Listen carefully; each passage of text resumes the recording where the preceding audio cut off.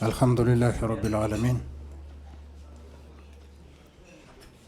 Ve salatu ve selamu ala seyyidina Muhammed ve ala alihi ve ashabihi ecmain.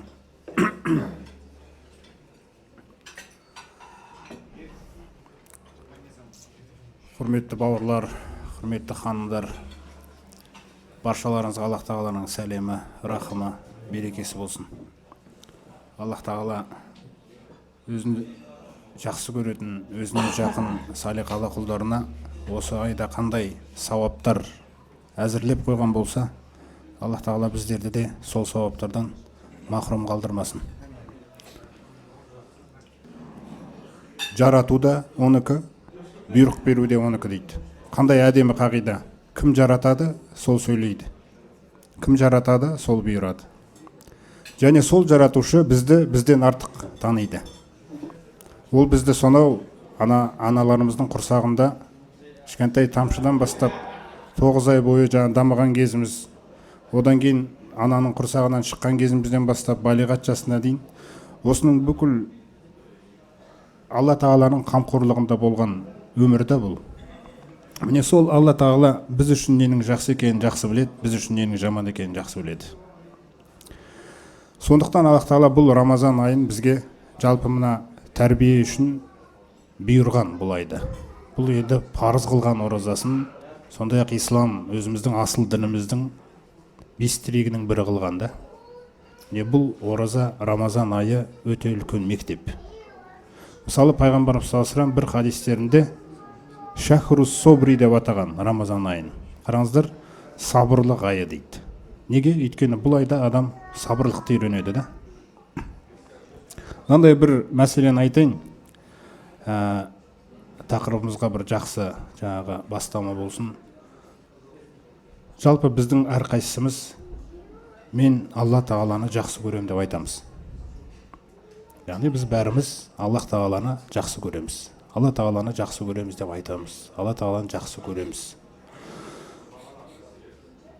Бірақ мына байланыс, мінезіміз, жүріс-тұрысымыз, ісіміз, жаңағы сөйлеген сөзіміз, тілімізге қарасақ, қарым-қатынастарымызға қарасақ, өсектерге араласып қоюымызға қарасақ, ғайбатқа араласуымызға қарасақ, ашулануымызға араласуға қарасақ, біз Алла Тағаланы жақсы көрмейтін сияқты боламыз да. Сондықтан Алла Тағала бұл нәрсенің біз үшін маңызды екенін біледі. Сондықтан Құранда айтады: "Құл", айт оларға, ей пайғамбар. Яғни біз Алла Тағаланы жақсы көреміз деген кезде Алла Тағала біздің жақсы көрем деген сөзімізді теріске шығармайды. Бірақ соны растаңдар дейді да бізге. Өмірді сендерге сол үшін бердім дейді. Оны бір күнде растай алмаймыз біз. Сондықтан Алла Тағала бізге ұзақ өмір береді. Соған жет деп. Әрбір күнің сол күнді күтіп жүрді. Әрбір өтіп баратқан күн сол Алла Тағаланы лайықты деңгейде жақсы көрем деген күніңіз қашан келеді, сол күнді күтіп жүрді сол. Сол үшін осы ғұмыр өтіп отыр. Сондықтан Алла Тағала айтады: "Құл ин кунтум тухибуналлах", егер де сендер Алла Тағаланы жақсы көретін болсаңдар, фаттабиуни дейді. Қараңыздар, пайғамбарымыз не деп айтады? Егер де сендер Алла Тағаланы жақсы көретін болсаңдар, онда дереу маған еріңдер, ілесіңдер. Мен құсап 5 уақыт намазды оқыңдар, мен құсап осы Рамазан айының оразасын ұстаңдар. Мен құсап өсек айтпаңдар, мен құсап ғайбат айтпаңдар, мен құсап құрметтеңдер туысқандарды, көршілерді дегендей. Міне осы махаббат, бұл өте маңызды. Соны Алла Тағала осы айда сынауды қалады. Қалай сынайды қараңыздар, қандай әдемі жасаған Алла Тағала бізге. Рамазан айында бізді Алла Тағала харам нәрселер былай тұрсын: "Адалды мен үшін тастай аласың ба?" деді ғой. Мына суды, таза су мынау. Осы таза суды мен үшін кешке дейін тастай аласың ба деді. Мына тағам, таза тамақтар, осы тағамды мен үшін тастай аласың ба деді кешке дейін.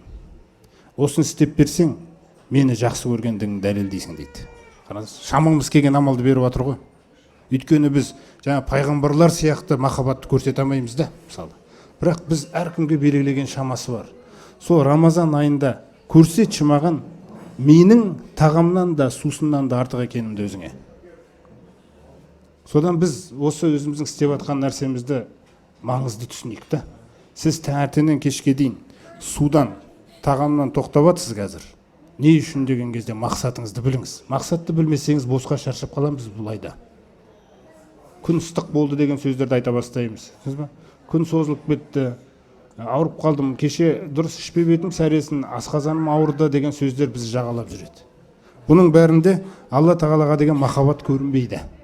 Сондықтан сіз біліңіз, істеп жатқан ісіңізде мақсатыңызды. Сіз Алла тағаланы жақсы көрем деп істеп жатсыздар бұны. Мен Раббымды судан артық жақсы көрем. Шөлдеген кездегі. Мен осыған көмектесетін пайғамбарымыздың бір дұғасын айтайын. Пайғамбарымыз мынандай дұғаны жақсы көретін, және айтатын. Аллахумма инни ас'алука хуббака. Тыңдап отырыңыздар, мағынасын жаттап алсаңыздар да болады. Аллахым, мен сені жақсы көруді сұраймын. Қараңыздаршы. Және сенің мені жақсы көруіңді сұраймын дейді. Ва хубба амалин юқаррибуни иля хуббик. Сондай-ақ мен сенен, я Раббым, сенің махаббатыңа жақындататын амалды жақсы көруімді сұраймын. Қараңыздар. Мен кез келген бір әр нәрсені жақсы көре бермеймін, Раббым. Сен қай амалды жақсы көрсең, мен соны жақсы көрейінші. Сенің махаббатыңа қай амал алып барады, мен соны жақсы көрейінші. Сосын дұғасының соңын қараңыздар. Уажғал хубби, қараңыздар. Ашадду минал маил барид. Сондай-ақ менің саған деген махаббатымды, қараңыздар.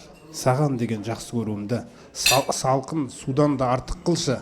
Айнда зома, шөлдеген кезде дейді. Шөлдеп тұрған кезде су мен үшін қандай маңызды болса, сол су сенен артық маңызды болмасыншы маған деп отыр ғой. Өйткені бізді ұстап тұрған Алла ғой тіршілігімізді.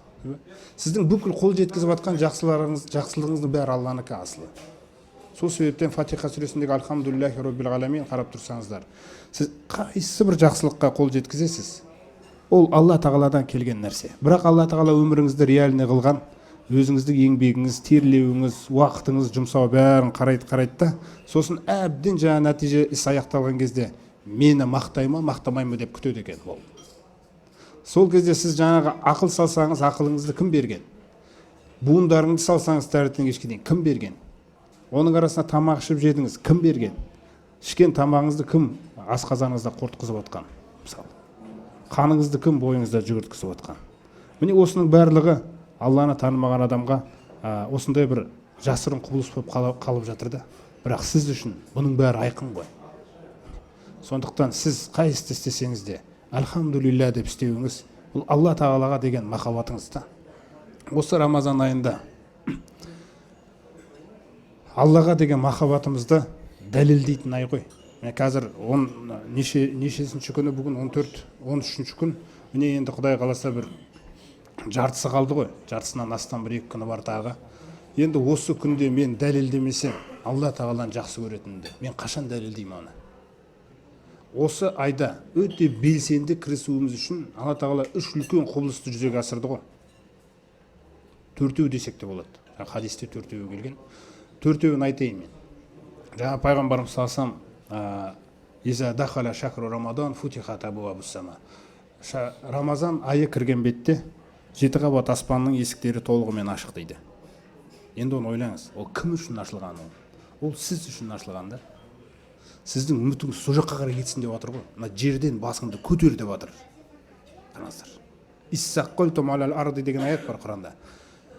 Бір нәрсені бұйырсақ дейді, басыңды төмен қаратып жерге қарап алдың ғой дейді. Алла тағала қарашы қалай сөйлейді. Жерге салмағыңды салып алдың ғой дейді да. Осы жерде мәңгі жаңағы сен жасайтындай. Соқтан кішкене қарасаш дейді. Қараңыздар. Мақсатыңды кішкене көтерсеш жерден басқа дегендей мәселені айтып отыр. Сонда 7 қабат аспанның есігі ашық сіз үшін. Бұл не деген сөз? Сіздің қай тілегіңіз бар орындалмай жүрген? Сіз сол тілегіңізді қазір көтермесеңіз, осы 30 күн бойы шырылдап тұрып бүйтіп көтермесеңіз, кім істейді оны сіз үшін? Сіздің қаншама дұғаларыңыз бар, өзіңізге байланысты, ата-анаңызға байланысты, бала-шағаңызға, туысқаныңызға, көршіңізге байланысты. Кім оны жалынады, кім сұрайды? Олар сұрамайды оны. Мысалы, олардың көбісі діннен алыс болғаннан кейін, намаздан алыс болғаннан кейін олар уайымдап жүрген жоқ, біз проблемада жүрміз деп. Бірақ сіз білесіз ғой оның проблемада жүргенін да. Ол Алласынан алыста жүр ғой. Сонда кім жылайды олар үшін? Кім сұрайды осы нәрсені? Сондықтан босқа өткізбеңіз. Мына 7 қабат аспанның есіктері ашық. Қазір дұғаларыңызды көтеріңіз. Күніге көтеріңіз да. қандай нәрсеге дейін көтеруіңізге болады дұғаны қараңыздар. Ар жағында футихат абуабул жанна, 7 қабат аспанның есігін жаңағы ашып тастады дейді Алла Тағала. Одан кейін жәннаттардың есіктерін ашып тастады. Қараңыз, жәннаттарға қазір жәннатқа дейін сұрайтын ай ғой. Жәннатты қатты сұрап алатын ай. Мына пайғамбарымыз саллаллаху алейхи вассалам бір хадисінде соны айтады. Мә мин муслимин дейді. Ясалуллаха азза ва жалла әл-жәнната саласа марратин қат. Бір мұсылман жоқ жердің бетінде дейді. Егер де ол 3 мәрте сұраса дейді, Аллахым маған жәннатты берші. Аллахым маған жәннатты берші. Аллахым маған жәннатты берші деп сұраса шын жүрегінен. Илля қалатил жанна, Робби адхилху ияя. Раббым, оны маған кіргізші деп жәннат айтпай қоймайды дейді. Қараңыздаршы. Жаңа жәннаттың есігі ашық тұр дейді ғой. Не үшін ашық тұр ол? Сіз сұрап жатқан кезде ол да сөйлейді екен. Өзіңіз ойлаңыз қандай нәрсе болып жатыр да.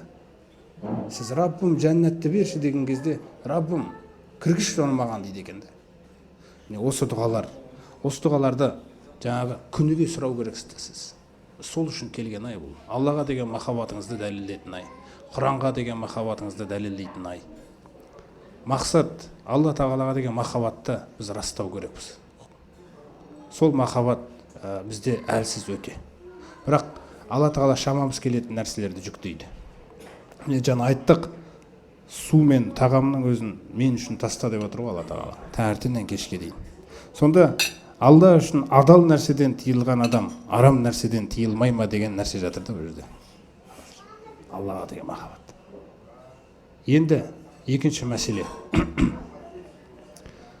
Біздің 11 ай бойы байланысымыз Алла Тағаламен нашар болды дейік. Мысалы енді намаз оқымайтындарымыз бар, намаз оқып жүргендерімізде де мысалы айтайық әртүрлі жағдайлар болады. Ұмытып кетеді, жұмыс көбейіп кетеді, әртүрлі жағдай болады. Сол байланыс неден басталады деген кезде, жаңағы енді мына өзіміз әрдайым осы қоғамда өмір сүріп жатқаннан кейін біз үшін әдемі тақырыптар болады. Мысалы менің ан жақта связім бар деген. Менің дәрігерде связім бар, егер қаласаңыз мен сол жаққа сөйлесіп берейін дейміз біз. Жаңағы менің акиматта связім бар, егер қаласаңыз мен кіргізіп берейін дейміз. Осындай связьдар бізде бар. Алла Тағаланың берген связьдары. Бұл Алла Тағаланың сізге беріп қойған нығметтері. Тіршілігіне пайдалан деп та. Бірақ сұрақ, менде ан жақта связь бар, менде мына жақта связь бар дегенде, сізде Алламен связь бар ма? Аллах Тағалаңмен связь бар ма деген мәселе. Байланыс. Сол связьді не үшін мен бұл сөзді айтып жатырмын? Өйткені өзіміздің жаңағы намаз деген сөз Құранда соля деп аталады ғой. Сол соля деген сөз байланыс деген мағынаны білдіреді асылы. Сол намаз болмаса, қараңыздар, бізде байланыс бар ма Алламен? Сосын бізде Алламен байланыс болмаса, жаңа мысалы сізде связь бар, сіз кіргізіп беруіңізге болады да, оны апарып, дәрігерге сөйлестіріп. Алламен связь болмаса, қайтып кіресің, қайтып кіргізесің о жаққа. Дұғаңды қалай кіргізесің о жаққа деген мәселеде. Сондықтан намаз деген нәрсе осы айда өте ерекше бір дәрежесіне жету керек та. Ол дегенім пайғамбарымыз саллаллаху алейхи вассалам айтады.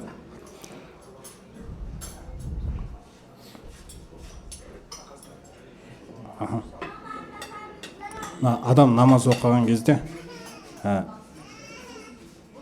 намазға тұрған кезінде таудай күнәсімен қоса келеді дейді намазға. Күнәсімен қоса келеді дейді. Сөйтіп сәжде рукуғын жасаған кезде жаңағы күнәлар түседі дейді. Енді ойлаңызшы, жаңа айтып отырмын ғой, егер ол намаз болмаса, онда ол күнә күннен күнге не істеліп жатыр? Жиналып жатыр. Сол нәрсені яхмилуна аля зухурихим, қиямет күні олар арқаларына арқалап алып келеді дейді. Оларды кешіретін намаз болмаған. Намаздың маңыздылығын қараңызшы қандай. Бұл сіздің кітабыңызды күніге тазалап отыру үшін келген нәрсе екен ғой бізге. Сосын Рамазан айының кереметі, Рамазан айы 11 ай бойы былғанған мына жүректі бір айдың ішінде тап-таза қылып береді екен да. Рамазан айы. Сөйтіп сіздің тақуалығыңызды, Алла Тағаламен байланысыңызды қуаттап, ертең көресіздер, 11 ай Рамазан біткеннен кейін келесі 11 айға қарай шығарып жібереді бізді. Сол 11 айға қарай шыққан кезде жаңағы қаншалықты біз өзіміз бұрынғы әдеттерімізге қарсы тұрып күресе аламыз, тілімізді қаншалықты сақтай аламыз, сол кезде байқалады біздің бұл оразадан не жинап шыққанымыз, қандай бір күш рухани біз жинап шықтық та. Сондықтан бұл айда тамақ кеп қалды, ең бірінші нәрсе сол осы Рамазан айының оразасын таңертеңнен кешке дейін Аллаға деген махаббатпен ұстау, ниетті жаңғырту керек. Сондай ниетпен бұны өте ләззат алып, риза болып ұстау керекпіз да бұны біз. Бірінші нәрсе. Екінші нәрсе, бұл айда намазымызды кішкене жақсылайық. Яғни 3 рет Субхана Роббиял А'ла деп айтып жүрсек біз басқа айларда, бұл айда кішкене 5 оқып айтайықшы. Өзіңіз жеке оқып тұрған кезде 7 оқып айтшы тіпті. Махаббатыңызды көрсетші. Раббым, мен сені жақсы көремін деген нәрсені. Жаңағы 3 рет айтылатын Субхана Роббиял А'ланы 5 оқылайық. 7 оқы, шамамыз келген нәрсе осы. Бізден артық нәрсе сұрамайды Алла Тағала. Бірақ сізде жаңағы бір даму деген нәрсе тұру керек қой. Адам өмірде прогресс деген нәрсені жақсы көреді ғой, дұрыс па? Өскісі келеді. Бұлай деген нәрселер болады. Неге Алланың алдында біз өсуімізді қаламаймыз? Неге Алланың алдында біздің намазымыз кішкене өспейді? Неге біздің оразамыз былтырғы оразаға қарағанда биыл өспейді? Неге біздің осыған дейінгі Құранға бетін ашпай қойып қоямыз шаң басып? Неге осы айда бастап ол өспейді? Неге ашыла бермейді ол қайта-қайта? Неге дұғамыз бұрынғыдан гөрі көбірек емес? Міне осы нәрселерді Алла Тағала бізден сұрайды. Осы Рамазан айы бізге осындай өсу, дамуды әкелсін, құрметті жамағат. Осындай жақсылықтарға қол жеткізейік, иншалла. Осы мағыналар үшін жаңа айтылған сөздер Алла қабыл етсін. Маршамыздан.